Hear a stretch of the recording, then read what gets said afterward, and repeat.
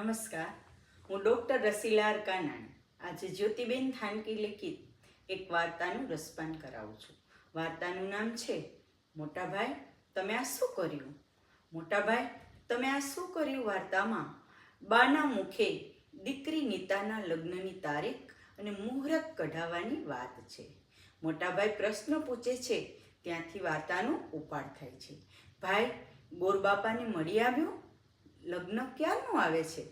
આ વાર્તામાં નીતાના લગ્નને રંગે ચંગે અને ધામધૂમથી ઉજવવા સૌ આતુર છે, પરંતુ મોટાભાઈ મનુભાઈ બાજુના ઓરડામાં લગ્નની ઉજવણીની વાત સાંભળી રહ્યા હતા. એમાં તેને પોતાના લગ્નનો પ્રસંગ યાદ આવ્યો. પિતાજીએ ઉછીના પૈસા લઈ રંગે ચંગે પરણાવ્યો, પણ હું અને મીના ને લઈને મુંબઈ ગયો ત્યારે એક દસકો ખૂબ જ મૂંઝવણ અનુભવેલી. નીતાને આવા દુઃખનો ભોગ ન બનવું પડે એટલે મોટાભાઈએ મીનાને સમજાવી નીતાના લગ્ન સાદાઈથી કરવા કહ્યું. મીનાએ પણ પછી મયંકના વિચારમાં હા મિલાવી. મયંક અને નીતા મુંબઈ સ્ટેશન પર ઉતર્યા ત્યાં તેનો મિત્ર દીપ તેને તેડવા આવ્યો. મુંબઈના જૂહ પરના ગણેશ એપાર્ટમેન્ટમાં દીપના ફ્લેટે ગયા. દીપ ચા પાણી પી કેતનની રૂમે ગયો. મયંક અને નીતા ફ્લેટમાં આનંદથી રહેવા લાગ્યા.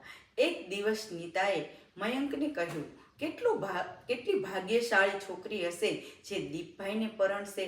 આટલું સરસ ફ્લેટ, ફર્નિચર, ઘરઘંટી, ફ્રીજ બધું જ તૈયાર.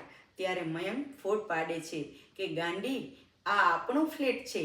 તારા મોટા ભાઈ અને મારા પપ્પાએ લગ્નનો ખર્ચ ન કરીને આ ફ્લેટ ખરીદ્યો.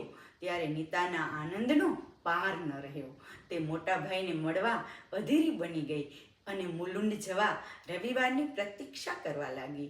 આ વાર્તામાંથી આપણને એ બોધ પ્રાપ્ત થાય છે કે લગ્ન પ્રસંગે બચાવેલા પૈસા જિંદગીમાં કેવા કામ આવે છે. એ વાત સાદાઈથી લગ્ન કરનાર મયંક અને નીતાના દાંપત્ય જીવન પરથી ખબર પડે છે. બંને તૈયાર ફ્લેટ જોઈ ખૂબ જ ખુશ થાય છે. ત્યાં વાર્તાનો અંત આવે છે. આભાર.